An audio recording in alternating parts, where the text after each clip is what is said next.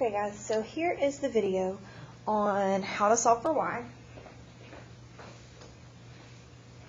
So remember, when you're graphing or you're trying to get a variable by itself, whatever you're doing, if you're trying to solve for y, this is how you do it.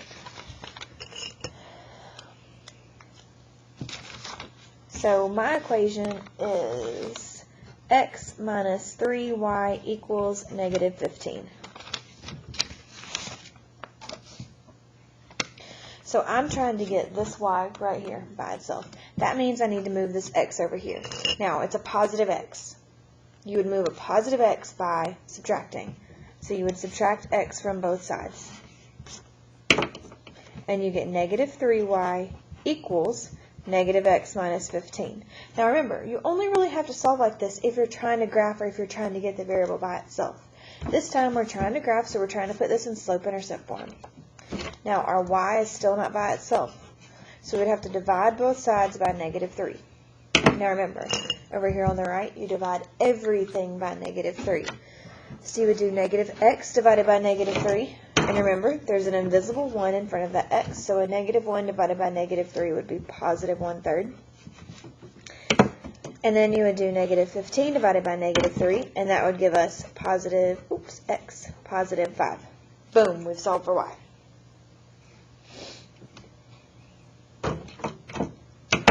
Our next problem that I'm going to solve for y would be 6x minus 3y equals 12.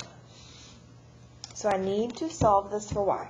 That means I need to move this 6x over here. It's a positive 6x, so the opposite of positive is negative. So you would subtract 6x from both sides.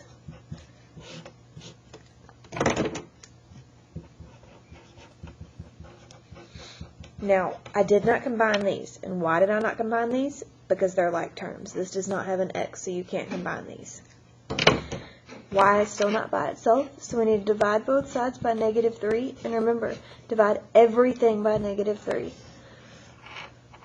So negative 6 divided by negative 3 gives me 2x, and 12 divided by negative 3 gives me minus 4. You have to watch your signs. When I watched a lot of you today work on problems, and what I've seen in the past is y'all are dropping these negatives, and you're not paying attention to what a negative divided by a negative is. Our next problem, if it's 2x plus y equals negative 8, and we need to solve it for y, we would move this 2x, subtract 2x from both sides. So you have y equals negative 2x minus 8. Now, if we're substituting, say we have a system that says 2x plus y equals negative 8 and 3x minus 5y equals negative 25. We're going to solve this top one for y because that's the easiest one. So now we're going to take what y equals. This is our Oreo.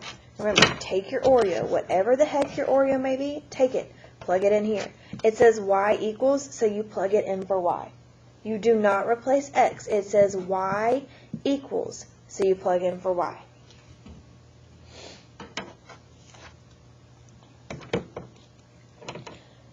Our next equation that we're going to solve for y, and remember this is just practice, and conveniently some of these are on the sheet that I gave you today in class that you were working on with graphing versus substitution. But you have to practice. You're not going to get better at it if you don't practice. And if you're not okay with feeling uncomfortable, then you're not going to be able to do this. Math is supposed to push you, especially in this class. I've made this class more difficult because I know that you can do it. Not super difficult. Let's be serious. Alright, now, we're still trying to solve for y. So we would move this 3x. It's a positive 3x. What's the opposite of positive? Negative. So we would subtract 3x from both sides. And we would get negative 5y, because of that negative, because of that minus, equals negative 3x minus 25. Negative and negative. Bring them down. Now we're going to divide both sides by negative 5. So y equals, divide everything over here by negative 5. Negative 3 divided by negative 5 is positive 3/5. X. Negative 25 divided by negative 5 is positive 5. Graph that. We're going to do one more because I think that's 4 should be enough for us to practice, and we've done this over and over and over and over. So we're going to do what looks like a simple one, but turns out to be tricky because of that negative right there. So we have x minus y equals 2. So we're going to subtract x from both sides. And we have negative y equals negative x plus 2. Now, can we have a negative x? I'm sorry, a negative y out front. You cannot have a negative y. So divide everything by negative 1. So that's y equals negative divided by negative gives us positive. Positive divided by negative gives us negative. Pay attention to your signs. It is so important.